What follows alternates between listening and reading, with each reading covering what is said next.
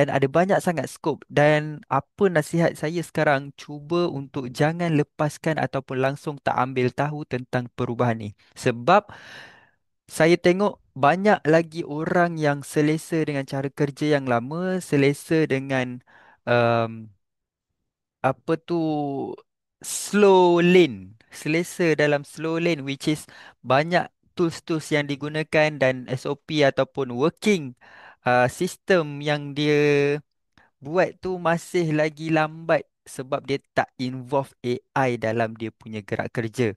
Buat documentation manual, buat itu manual, buat ini manual. Dia pakai tools tapi dia buat manually, one by one, and sangat banyak benda yang dia tak automate dan dia tak susunkan dengan baik. Jadi sangat-sangat sayang orang-orang macam ni sebenarnya very replaceable.